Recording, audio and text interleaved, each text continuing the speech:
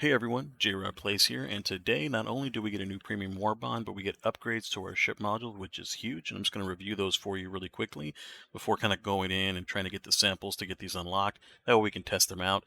So, for example, the first one on the Patriotic Administration Center is going to be the Superior Packaging Methodology. That's going to have resupply boxes refilling support weapons with the maximum number of carryable magazines. That's actually pretty big. That's going to save you on having to get multiple resupplies to refill your support weapons.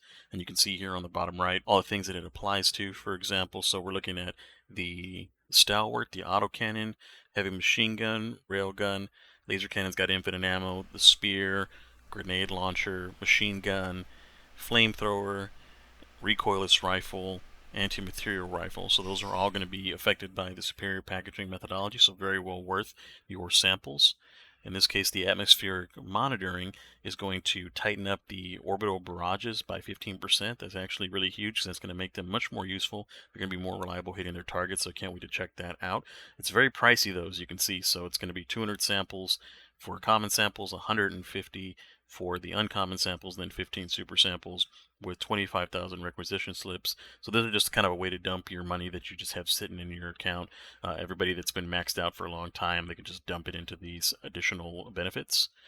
Now for the XSL weapon bay, that's going to give you additional stratagems when dropping bombs that will drop one additional bomb. So the Eagle Airstrike, Eagle Smoke Strike, Cluster Bomb, and Napalm Strike, they all drop multiple bombs. They'll get one additional bomb in there, so it's going to give them a little bit of a boost. Then we're looking at enhanced combustion. Now this one could be big because fire damage is already buffed by 50%, and now you're looking at 25% on top of that, so I'm pretty sure that's going to stack. So that's the flamethrower, napalm, and incendiary mines. So I can see a lot more friendly fire literally coming in from there. The circuit expansion, you're looking at gliding arcs fired from weapons and turrets jump to one additional enemy. That's going to be really huge for the arc thrower. Tesla Tower, it already kind of pretty much does its thing, so it's kind of a mint upgrade for that. But for the arc thrower, that's going to be nice to pick up a lot of the smaller enemies that you pick up with the arc thrower against the Terminids, and somewhat on the bots, but usually mainly on the Terminids there.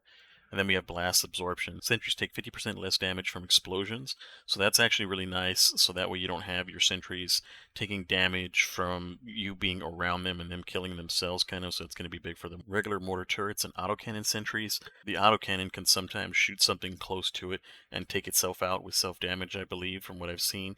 So that's going to be big there. This one's probably going to be the least purchasable upgrade.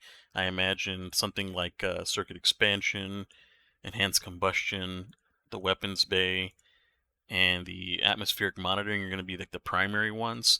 Superior packaging is good, but it's just like a nice to have. It's not a requirement. That's probably going to be on the back end as well, just kind of like hand carts was, for example.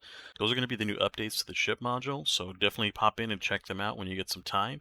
I'm going to go ahead and start working on collecting samples as I can to try to get some of these and to really see if I can feel a major difference with any of these, especially something like the XXL weapons bay and the atmospheric monitoring, because so far the 380s, while they're useful, they can be really hit and miss, literally.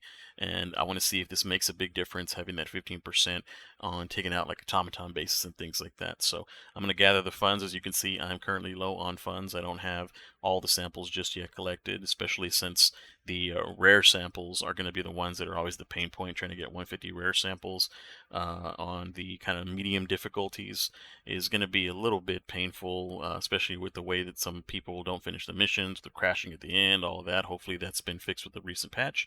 But thanks very much for watching the end, and I'll see you guys in the next one.